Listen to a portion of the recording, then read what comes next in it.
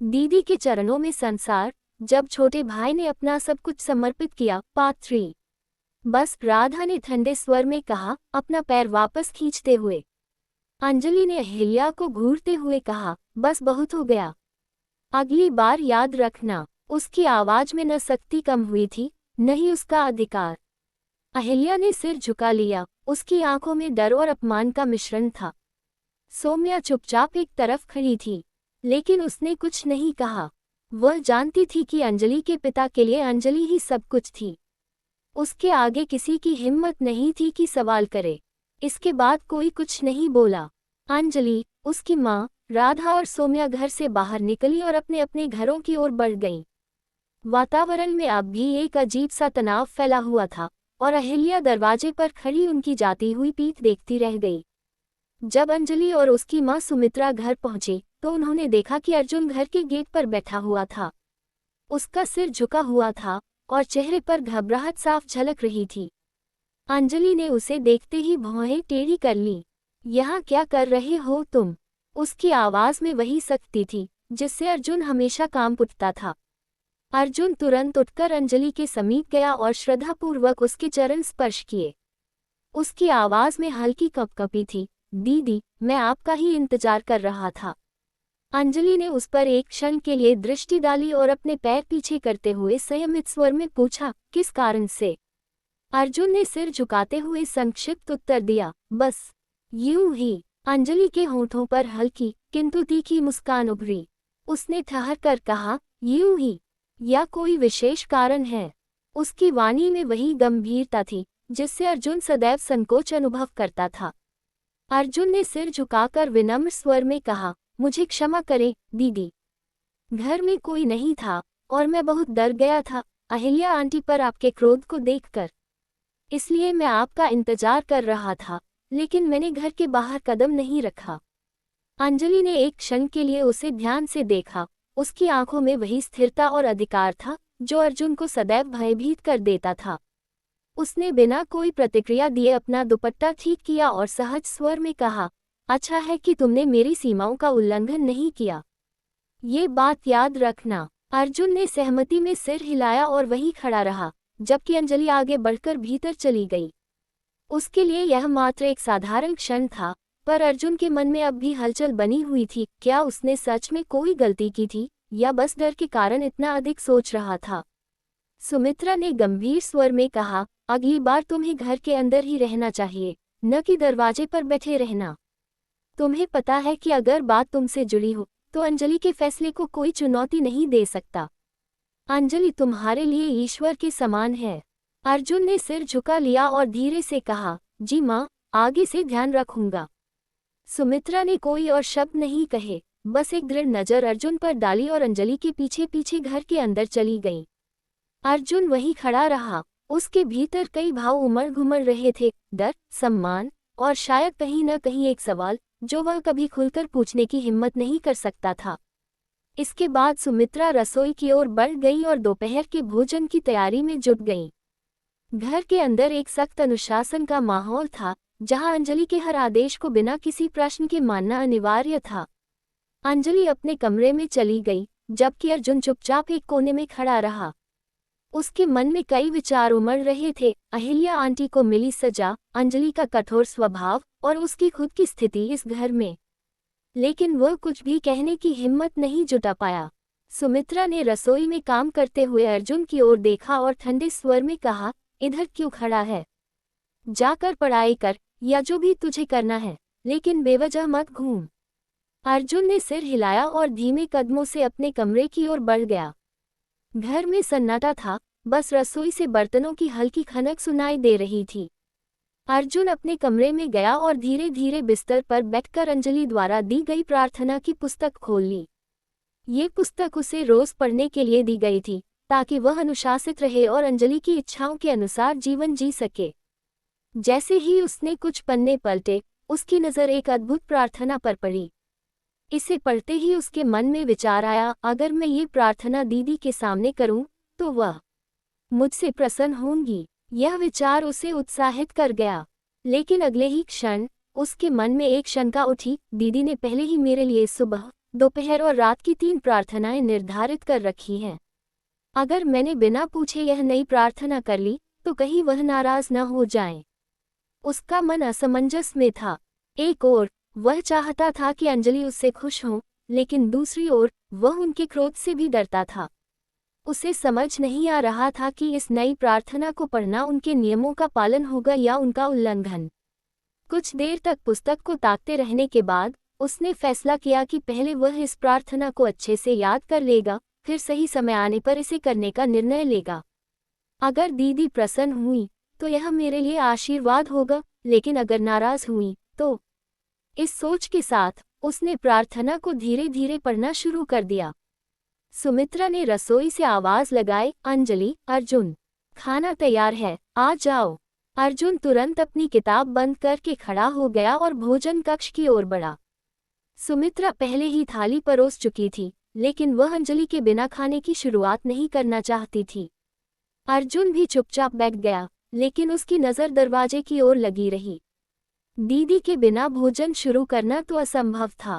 सुमित्रा भी शांत थी, मानो ये स्वाभाविक हो। कुछ क्षण बीत गए, लेकिन अंजलि अभी तक नहीं आई। अर्जुन बेचैन हो उठा। उसने सुमित्रा की ओर देखा, लेकिन उसकी माँ पूरी तरह शांत बैठी थी।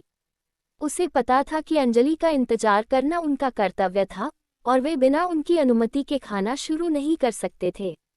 कमरे में बस घड़ी की टिक टिक गूंज रही थी, और दोनों की निगाहें दरवाजे की ओर टिकी हुई थी, अंजलि के आने की प्रतीक्षा में।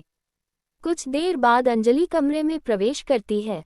उसे देखते ही अर्जुन तुरंत अपनी कुर्सी से उठता है और श्रद्धा से उसके चरणों में झुक जाता है।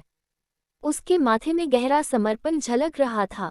अंजलि ने सहज भाव से अपना हाथ उठाया और अर्जुन के सिर पर आशीर्वाद स्वरूप रख दिया। सद्बुद्धि और संयम तुम्हारा मार्गदर्शन करें। तुम्हारे विचार सदा शुद्ध रहें और तुम अपने कर्तव्यों का पालन पूरे समर्पण से करो। जो नियम तुम्हारे लिए तय किए गए हैं, उनमें कभी विचलित न हो। तुम्हारा जीवन अनुशासन और भक्ति से परिपूर्ण हो। अर्जुन ने सिर झुका लिया और श्रद्धा से अंजलि के शब्दों को अपने हृदय में उतार लिया। उसके लिए दीदी का हर आदेश, हर आशीर्वाद सर्वोपरि था। अंजलि कुर्सी पर बैठ गई और एक नज़र अपनी माँ सुमित्रा पर डाली। फिर उसने दृढ़ स्वर में कहा, माँ, आपको मेरे आने तक प्रतीक्षा करने की आवश्यकता नहीं है।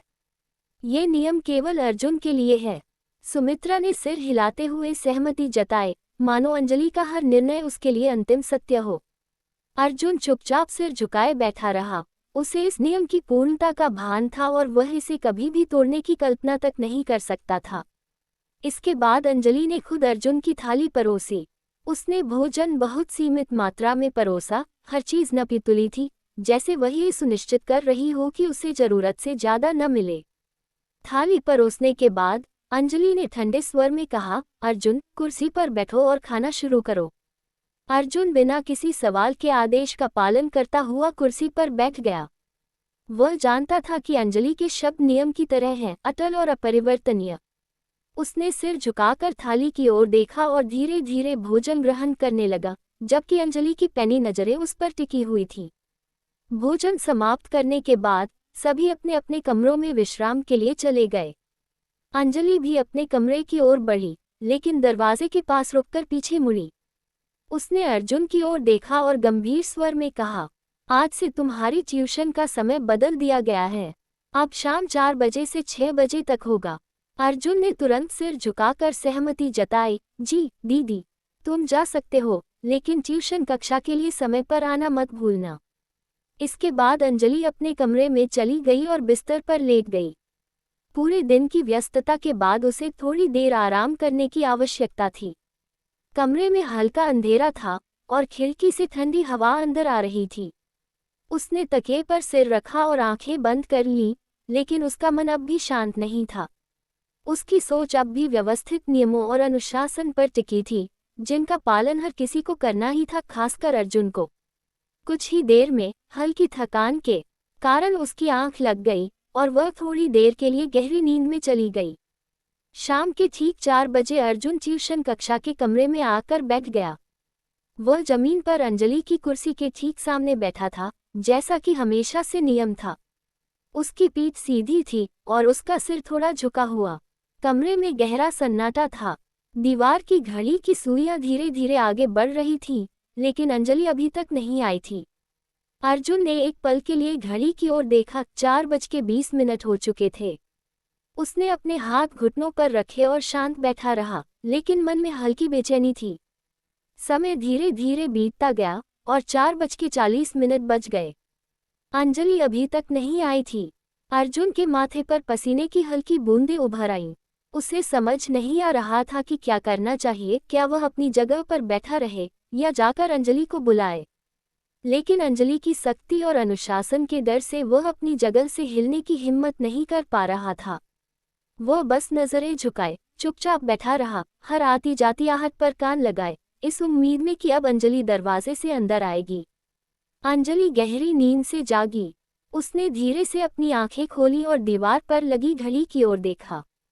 सुइयां 4:40 बजने का संकेत दे रही थी, लेकिन उसे कोई चिंता नहीं हुई। उसने सहज भाव से अपने सिरहाने रखा पानी का गिलास उठाया, एक घूंट लिया और फिर धीरे धीरे उठकर बैठ गई। उसकी हर हरकत में वही ठहराव और आत्मविश्वास झलक रहा था जो उसके व्यक्तित्व का हिस्सा था। अर्जुन का इंतजार करना उसके लिए कोई महत्वपूर्ण बात नहीं थी। वह बिना किसी जल्दबाजी के बिस्तर से उठी, अलमारी खोली और अपने कपड़े निकाले। फिर आराम से तैयार होने लगी। बाल संवारे, कपड़े ठीक किए और आईने में खुद को देखा। हर चीज को पूरी तसल्ली के साथ करने में उसे पूरे 20 मिनट लग गए, लेकिन उसके चेहरे पर कहीं भी किसी हड़बड़ी या चिंता का भाव नहीं था। जब वो पूरी तरह से तैयार हो गई, तब उसने दरवाजे की ओर कदम बढ़ाया, जैसे मानो अर्जुन का इंतजार करवाना भी उसकी दिनचर्या का एक सामान्य हिस्सा हो। जब अंजलि ट्यूशन कक्ष में पहुंची तो अर्जुन तुरंत उठकर खड़ा हो गया। जैसे ही वह अपनी कुर्सी पर बैठी, अर्जुन श्रद्धा भाव से झुका और उसके चरण स्पर्श किए। अंजलि ने गंभीर मगर सहज भाव से अपना हाथ उसके सिर पर रखा और आशीर्वाद दिया, विद्या और अनुशासन में सदैव अग्रसर रहो। तुम्हारी निष्ठा बनी रहे। अर्जुन ने सिर झुकाए हुए ही धीरे से कहा, जी दीदी। फिर वह अपने स्थान पर बैठने के लिए तैयार हो गया, इस उम्मीद में कि आज की कक्षा में वह पूरी मेहनत से सीख पाएगा और अंजलि को प्रसन्न कर सकेगा। आज अंजलि के पैरों में हल्का दर्द था, लेकिन उसने अपनी भाव भंगिमा से इसे जाहिर नहीं होने दिया। अर्जुन ने ध्यान से देखा कि अंजलि कभी कभी अपने पैरों को हल्का हिला रही थी, मानो आराम पाने की कोशिश कर रही हो। अर्जुन के मन में विचार आया कि वह अंजलि से पूछे, लेकिन फिर तुरंत अपने विचार को दबा दिया। उसे डर था कि यदि उसने यह बात उठाई तो अंजलि सोच सकती है कि वह पढ़ाई से बचने का बहाना बना रहा है। इसलिए उसने चुप रहना ही बेहतर समझा और मन लगाकर अपनी किताबों की ओर ध्यान दिया। अंजलि ने आज उसे गणित पढ़ाने का निर्णय लिया। उसने विस्तार से कुछ अवधारणाएं समझाईं और फिर अर्जुन को अभ्यास के लिए कुछ गणितीय प्रश्न दे दिए। इन्हें ध्यान से हल करो, अंजलि ने सख्त लहजे में कहा। जी दीदी, अर्जुन ने सिर हिलाया और पूरी लगन से प्रश्न हल करने में जुट गया। वह पूरी मेहनत से उत्तर देने का प्रयास कर रहा था, ताकि अंजलि उससे संतुष्ट रहे और उसकी मेहनत को सराहे। इसके बाद अंजलि ने अर्जुन को कुछ गृहकार्य दिया और दृढ़ स्वर में कहा, आज की कक्षा समाप्त हुई। ये सारा काम पूरा कर लेना और कल बिना किसी गलती के दिखाना। अर्जुन ने सिर हिलाकर सहमति जताई। जी दीदी। अंजलि ने अपनी कुर्सी पर थोड़ा आराम से बैठते हुए अपने पैर आगे बढ़ा दिए, ताकि अर्जुन उनकी चरण वंदना कर सके। बिना एक पल गंवाए अर्जुन तुरंत झुका और श्रद्धा से अंजलि के पैरों को छूकर प्रणाम किया। अंजलि ने उसकी भक्ति और अनुशासन को देखते हुए आशीर्वाद दिया, सद्बुद्धि से पढ़ो और अपने कर्तव्य का पालन करो। इसके बाद अर्जुन धीरे धीरे कमरे से बाहर चला गया और अंजलि अपने स्थान पर आराम से बैठ गई, अपने अगले कार्यों के बारे में सोचने लगी। अंजलि अपने कमरे में जाकर बिस्तर पर बैठ गई। उसने अपना मोबाइल उठाया और उसमें कुछ काम करने लगी। उसकी मुद्रा हमेशा की तरह शांत और अधिकारपूर्ण थी, जैसे कि हर चीज उसके नियंत्रण में हो। उधर अर्जुन अपने कमरे में बैठा था, लेकिन उसका ध्यान पढ़ाई पर नहीं था। उसके मन में एक ही बात घूम रही थी, दीदी के पैर दर्द कर रहे थे। मैं उन्हें दबा दूं तो शायद उनका दर्द कम हो जाए। वह थोड़ी देर तक असमंजस में रहा, लेकिन फिर धीरे धीरे खड़ा हुआ और अंजलि के कमरे की ओर बढ़ने लगा। उसके कदम धीमे थे, पर मन में ये दृढ़ निश्चय था कि वह दीदी की सेवा करेगा। उसने दरवाजे के पास जाकर हल्की दस्तक दी और अंदर से अनुमति मिलने का इंतजार करने लगा। दरवाजे के पीछे खड़े अर्जुन की धड़कनें तेज हो गईं। जैसे ही अंदर से अंजलि की आवाज आई, तुम अंदर आ सकते हो। उसने झट से दरवाजा खोला और सिर झुकाए अंदर आ गया। अंजलि बिस्तर पर बैठी थी, मोबाइल में कुछ देख रही थी। अर्जुन ने एक पल के लिए उनकी ओर देखा, फिर धीरे से बोला, दीदी, अगर आप अनुमति दे तो मैं आपके पैर दबा दूं। वह जानता था कि अंजलि बिना अनुशासन तोड़े किसी बात की इजाजत नहीं देती, इसलिए उसने डरते डरते अपनी बात रखी। अब वह अंजलि के जवाब का इंतजार कर रहा था। उसकी नजरें जमीन की ओर झुकी हुई थी। अंजलि मुस्कुराए और हल्के स्वर में बोली, लेकिन क्यों अर्जुन? अर्जुन ने सिर झुकाए ही धीरे से जवाब दिया, दीदी, आज ट्यूशन के दौरान मैंने देखा था कि आपके पैर दुख रहे थे। लेकिन मैंने कुछ नहीं कहा, क्योंकि मुझे लगा कि आप नाराज हो सकती हैं। अंजलि ने उसे ध्यान से देखा। उसकी आंखों में एक पल के लिए संतोष झलक उठा, लेकिन उसने अपना भाव छुपाते हुए ठंडे स्वर में पूछा, तो अब क्यों कहना चाह रहे हो? अर्जुन ने तुरंत जवाब दिया, क्योंकि मैं आपकी सेवा करना चाहता हूँ दीदी। आप मेरे लिए सब कुछ हैं। अंजलि की मुस्कान और गहरी हो गई। उसने बिना कुछ कहे अपने पैर थोड़ा आगे कर दिए, जैसे इशारा कर रही हो। अर्जुन धीरे से बिस्तर पर बैठ गया। उसने अंजलि के दोनों पैर अपने गोद में रखे और हल्के हाथों से दबाने लगा। उसके स्पर्श में संकोच था, लेकिन भावनाएं सच्ची थीं। अंजलि मोबाइल पर काम कर रही थी, लेकिन उसकी नजरें अब अर्जुन की ओर टिक गईं। उसने एक गहरी सांस ली और हल्के स्वर में पूछा, कब से इतना ध्यान रखने लगे मेरा? अर्जुन का सिर थोड़ा झुका हुआ था। उसने बिना रुके जवाब दिया, आप ही ने सिखाया है कि आपको हमेशा प्राथमिकता दूं, दीदी। अंजलि ने हल्का सिर झटकते हुए कहा, लेकिन मैंने कभी नहीं कहा कि मेरे पैर दबाना तुम्हारा काम है। अर्जुन थोड़ी देर चुप रहा, फिर धीमे स्वर में बोला, मैंने आज देखा कि आपके पैर दर्द कर रहे थे, लेकिन अगर मैं उस समय कुछ कहता तो शायद आपको लगता कि मैं पढ़ाई से बचने का बहाना बना रहा हूँ। अंजलि उसकी बात सुनकर हल्का मुस्कुराई, तो तुम मुझे इतने अच्छे से समझने लगे हो। अर्जुन ने सिर हिलाया, आपकी सेवा करना मेरा कर्तव्य है दीदी। अंजलि ने हल्के से एक पैर हिलाया, जिससे अर्जुन की उंगलियां सही जगह पर दबाएं। फिर उसने मजाकिया लहजे में पूछा, लेकिन अगर तुम्हें मेरी सेवा ही करनी है तो सिर्फ पैर ही क्यों दबा रहे हो? कुछ और भी कर सकते हो। अर्जुन ने थोड़ा सा कपकाते हुए कहा, जो आप कहेंगी दीदी वही करूंगा। अंजलि की मुस्कान गहरी हो गई। उसने सिर हिलाया और आंखें मूंद लीं, जैसे अर्जुन की सेवा को पूरी तरह स्वीकार कर रही हो। अर्जुन धीरे धीरे अंजलि के तलवों को दबा रहा था। उसकी उंगलियां हल्के हल्के दबाव बनाते हुए थकान दूर करने की कोशिश कर रही थीं। वह मन ही मन खुश था कि उसे अंजलि की सेवा करने का अवसर मिल रहा है। लेकिन अचानक उसके मन में एक सवाल आया, जिसे वह रोक नहीं पाया। उसने हल्की आवाज में पूछा, दीदी, आपने अहिल्या आंटी के साथ क्या किया? अर्जुन के इतना कहते ही अंजलि की आंखें खुल गईं। उसने धीरे धीरे अपना मोबाइल नीचे रखा और अर्जुन की ओर घूरकर देखने लगी। कमरे में एकदम सन्नाटा छा गया।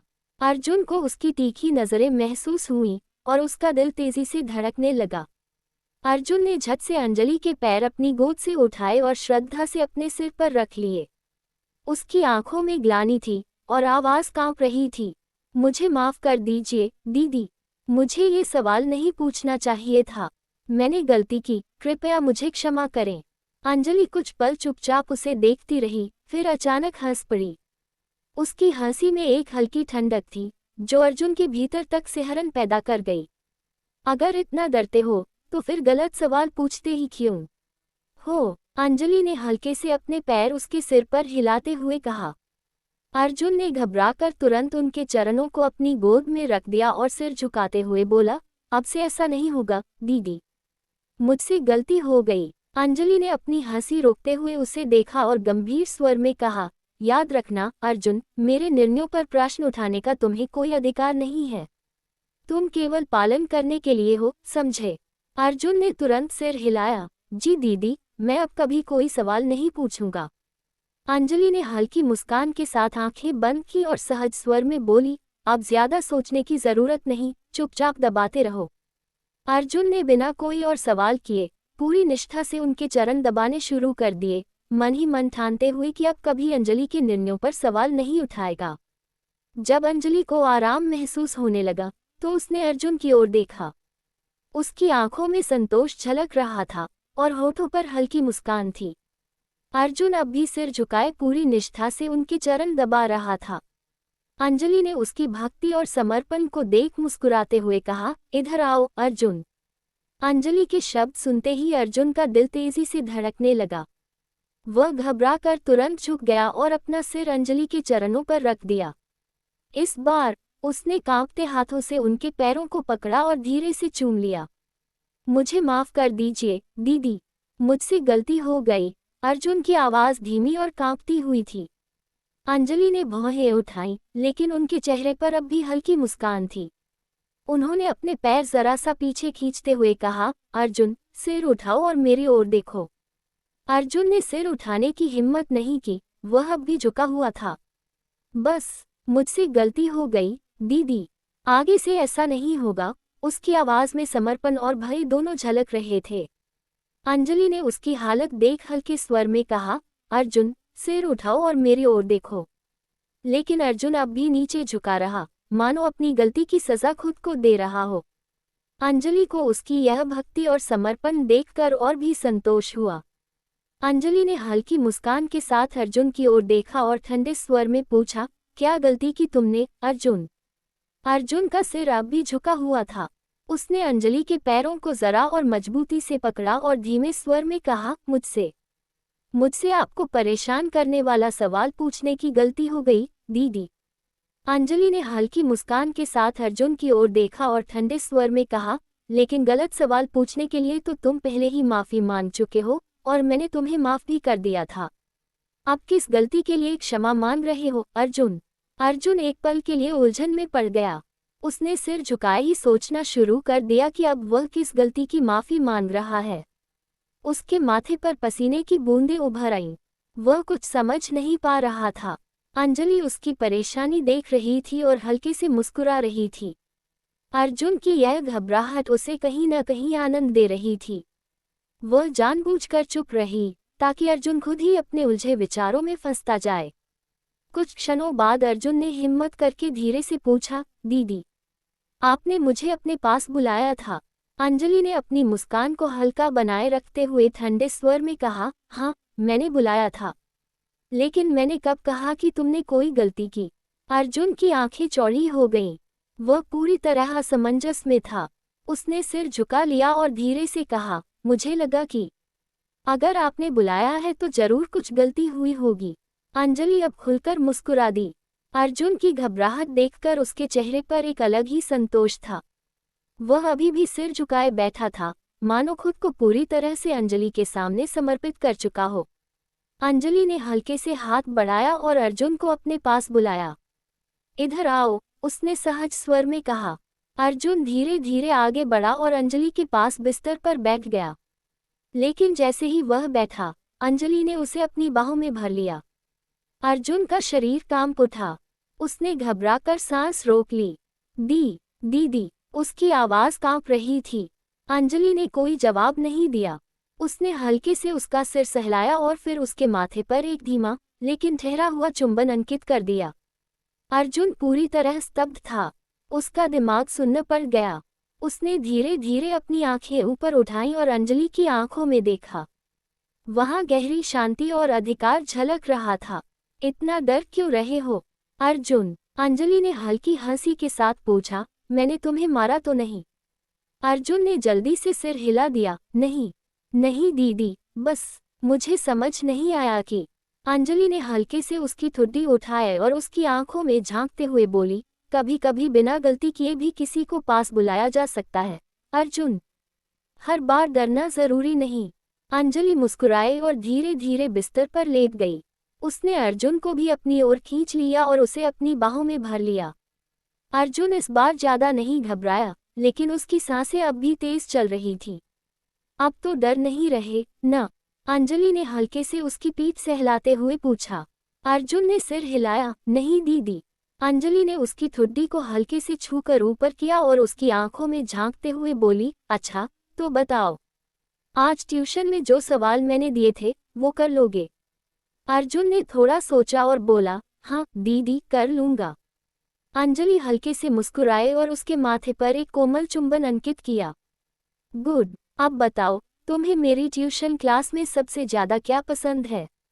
अर्जुन थोड़ा संकोच में पड़ गया, फिर धीमे स्वर में बोला, मुझे जब आप पढ़ाते समय समझाती हैं तब अच्छा लगता है। अंजलि ने उसकी नाक को हल्के से छूते हुए कहा, बस? और कुछ नहीं? अर्जुन थोड़ा झिझका, लेकिन फिर बोला, और जब आप खुश होती हैं तब भी अच्छा लगता है। अंजलि ने हल्की हंसी के साथ उसके गाल पर एक हल्का चुंबन दिया और बोली, तो इसका मतलब तुम्हें मुझे खुश रखना चाहिए, है ना? अर्जुन ने झट से सिर हिलाया, हाँ दीदी। अंजलि ने उसे और करीब किया और फुसफुसाकर पूछा, अगर मैं नाराज हो जाऊं तो? अर्जुन तुरंत बोला, तो मैं माफी मांग लूंगा। अंजलि मुस्कुराए, हमेशा। अर्जुन ने सिर झुका लिया, हाँ दीदी। अर्जुन अब भी अंजलि की बाहों में सिमटा हुआ था। उसकी सांसें धीरे धीरे सामान्य हो रही थीं। अंजलि ने अपनी एक हथेली से उसके सिर को हल्के हल्के सहलाना शुरू किया, जिससे अर्जुन को गहरी शांति महसूस होने लगी। कुछ देर तक कमरे में केवल हल्की खामोशी रही, फिर अंजलि ने एक नर्म स्वर में कहा, कल हम मेले में जाएंगे। अर्जुन ने जैसे ही यह सुना, उसकी आंखें खुशी से चमक उठीं। वह उत्साह में थोड़ा उठने ही वाला था, लेकिन अंजलि की बाहों में होने के कारण खुद को रोक लिया। सच में, दीदी? वह उत्साहित स्वर में बोला। अंजलि हल्के से मुस्कुराए, हाँ, लेकिन तुम्हें अच्छे से तैयार रहना होगा और बिना किसी गलती के पढ़ाई भी पूरी करनी होगी। अर्जुन ने तुरंत सिर हिलाया, हाँ दीदी, मैं अच्छे से पढ़ाई करूंगा। फिर अचानक अर्जुन को अपनी किताब में पढ़ी एक विशेष प्रार्थना याद आई। वह कुछ क्षणों के लिए रुका, फिर धीरे से बोला, दीदी, मैंने एक नई प्रार्थना देखी है। क्या मैं वह आपके सामने कर सकता हूँ? अंजलि ने हल्का सिर उठाया और उसकी आंखों में देखा। नई प्रार्थना? अर्जुन ने उत्साहित होकर सिर हिलाया, हाँ दीदी, एक किताब में मिली थी। मुझे लगा कि अगर मैं इसे आपके सामने करूं तो आपको खुशी होगी। अंजलि ने हल्की मुस्कान के साथ उसकी ठुड्डी को छूते हुए पूछा, लेकिन तुम्हें पहले से ही सुबह, दोपहर और रात की 3 प्रार्थनाएं दी हुई हैं, फिर एक और प्रार्थना की क्या जरूरत है? अर्जुन थोड़ा घबरा गया, मुझे लगा, अगर मैं ये भी करूं तो आपको अच्छा लगेगा। अंजलि ने उसकी मासूमियत पर हल्की मुस्कान दी, फिर उसकी पेशानी पर एक हल्का चपत लगाते हुए बोली, तो तुम्हें लगता है कि मेरी खुशी सिर्फ प्रार्थनाओं पर निर्भर करती है? अर्जुन ने जल्दी से सिर हिलाया, नहीं दीदी, आपकी खुशी मेरे लिए सबसे जरूरी है, इसलिए मैंने सोचा कि। अंजलि ने उसकी बात को बीच में ही रोकते हुए कहा, अच्छा ठीक है, पहले मैं सुनूंगी, फिर तय करूंगी कि इसे रखने देना है या नहीं। अर्जुन की खुशी का ठिकाना न रहा। उसने आंखें बंद की और मन ही मन खुद को तैयार करने लगा, ताकि वह पूरे समर्पण के साथ अपनी दीदी के सामने वह नई प्रार्थना कर सके। अंजलि ने हल्की मुस्कान के साथ अर्जुन की ओर देखा, उसकी मासूमियत और भक्ति को महसूस करते हुए। अच्छा, और इस प्रार्थना के लिए क्या करना पड़ेगा? उसने हल्के से पूछा। अर्जुन ने सिर झुकाकर धीमे स्वर में कहा, दीदी, इसके लिए आपको बैठना होगा और मुझे आपके चरणों में सिर झुकाकर प्रार्थना करनी होगी। अर्जुन ने सिर झुकाकर धीमे स्वर में कहा, दीदी, इसके लिए आपको बिस्तर के कोने पर बैठना होगा और आपके चरण जमीन से स्पर्श करने चाहिए, ऐसा इस प्रार्थना में लिखा है। अंजलि ने हल्की मुस्कान के साथ उसकी ओर देखा, फिर भौहें उठाते हुए पूछा, अच्छा, और अगर मैं ऐसे ही बैठी रहूं तो चलेगा? अर्जुन ने तुरंत सिर हिला दिया, नहीं दीदी, प्रार्थना में साफ लिखा है कि चरण जमीन पर होने चाहिए, तभी इसका पूरा प्रभाव होगा। अंजलि उसकी बातों से मन ही मन प्रसन्न हो रही थी। वह हल्की मुस्कान दबाते हुए बिस्तर के कोने पर बैठ गई और धीरे से अपने पैर जमीन पर रख दिए। फिर उसने अर्जुन की ओर देखा और कहा, अब बताओ, क्या बाकी सब सही है? अर्जुन पूरी श्रद्धा के साथ जमीन पर बैठ गया। उसने धीरे से अपना सिर अंजलि के चरणों पर रखा और गहरी सांस लेते हुए प्रार्थना की शुरुआत की। उसका स्वर कंपन से भरा था, लेकिन उसके शब्दों में अटूट भक्ति झलक रही थी। हे सर्वोच्च सत्ता, हे शक्ति की परम सीमा, आपका अस्तित्व इस संसार की नींव है, आपकी इच्छा से ही सब चलता है। आपके विचार से समय रुक सकता है, आपके संकेत से दिशा बदल सकती है। आपका आदेश ही सत्य है, आपका निर्णय ही अंतिम है। हे प्रेरणा स्रोत, आपकी बुद्धि असीमित है, आपकी दृष्टि अपार है। आपके ज्ञान के आगे सभी छोटे पड़ जाते हैं। आपके विचारों में जो गहराई है, वह किसी महासागर से भी विशाल है। आपके हर शब्द में शक्ति है, आपकी हर बात में सच्चाई है। हे मार्गदर्शक, आपके नेतृत्व में हर राह स्पष्ट होती है। आपके संकेत मात्र से अंधकार मिटता है, भ्रम समाप्त होता है। जो आपके चरणों में समर्पित होता है, वह कभी गलत दिशा में नहीं जाता। आपके साथ चलने वाला कभी असफल नहीं होता। हे संरक्षक, आपकी कृपा से मन शांत होता है। आपकी उपस्थिति से भय मिटता है, संदेह समाप्त होता है। आपकी छत्रछाया में रहना ही सबसे बड़ा सौभाग्य है। आपके चरणों में रहना ही सबसे बड़ा सम्मान है। हे प्रेरणा स्रोत, मेरी हर सांस आपके प्रति समर्पित हो, मेरा हर कार्य आपकी सेवा में हो। मैं अपने विचार, अपनी शक्ति, अपना अस्तित्व आपके चरणों में अर्पित करता हूँ। आपकी इच्छा ही मेरी प्राथमिकता हो, आपकी खुशी ही मेरा उद्देश्य हो। हे असीम शक्ति, मेरी निष्ठा को स्वीकार करें, मेरे समर्पण को अपनाएं। मुझे अपनी सेवा का अवसर दें, मुझे अपने मार्ग पर बनाए रखें। आपकी कृपा ही मेरा सबसे बड़ा पुरस्कार है, आपकी प्रसन्नता ही मेरा सबसे बड़ा लक्ष्य। मैं प्रार्थना करता हूँ कि मैं सदा आपके चरणों में रहूं, आपके आदेशों का पालन करूं, आपकी इच्छाओं के अनुसार चलूं। आपकी सेवा और भक्ति ही मेरा जीवन बने और आपके चरणों में रहना ही मेरी अंतिम मंजिल हो। प्रार्थना समाप्त होने के बाद अर्जुन ने और श्रद्धा से उनके चरणों को स्पर्श किया और वही जमीन पर सिर टिकाए रखा, जैसे यही उसका परम सुख हो। अंजलि ने अर्जुन की प्रार्थना को ध्यान से सुना। उसके शब्दों में जो भक्ति और समर्पण था, वह किसी साधारण सम्मान से कहीं अधिक था। जब प्रार्थना समाप्त हुई, अर्जुन अब भी सिर झुकाए चरणों में पड़ा रहा। अंजलि के चेहरे पर हल्की मुस्कान आई। उसने धीरे से अपना पैर उठाया और अर्जुन के सिर पर रख दिया। अर्जुन ने कोई विरोध नहीं किया, बल्कि और झुक गया, जैसे यह उसका सबसे बड़ा सम्मान हो। तो तुम सच में मानते हो कि मैं इस संसार की सबसे बड़ी शक्ति हूँ? अंजलि ने ठंडे स्वर में पूछा। अर्जुन ने धीमे स्वर में कहा, हाँ दीदी, आपके बिना मेरा कोई अस्तित्व नहीं, आप ही मेरा सब कुछ हैं। अंजलि ने अपने पैरों का हल्का दबाव बढ़ाया, मानो उसकी भक्ति को परख रही हो।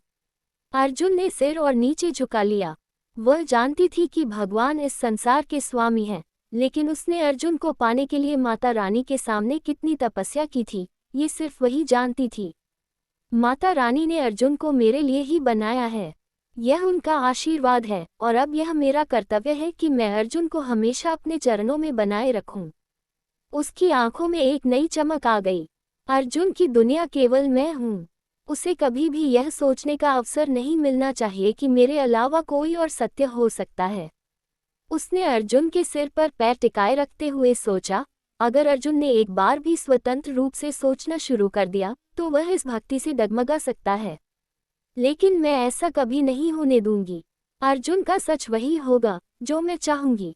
अर्जुन की भक्ति अब केवल सम्मान तक सीमित नहीं रहेगी, अब यह उसका संपूर्ण अस्तित्व होगा। वह न केवल उसे पूजेगा, बल्कि उसकी हर इच्छा, हर शब्द को अपने जीवन का परम सत्य मानेगा। अंजलि ने हल्के से मुस्कुराते हुए कहा, अर्जुन, तुम्हारी भक्ति मेरे लिए सबसे अनमोल चीज है, और मैं वचन देती हूँ, ये भक्ति कभी कमजोर नहीं पड़ेगी। तुम्हारी दुनिया में केवल एक ही शक्ति होगी, मैं। उसने अपना पैर हल्का सा हिलाया और अर्जुन ने तुरंत उसे और कसकर पकड़ लिया, मानो वह यही चाहता हो। अब अर्जुन केवल उसका भक्त नहीं था, अब वह केवल अंजलि के लिए ही बना था।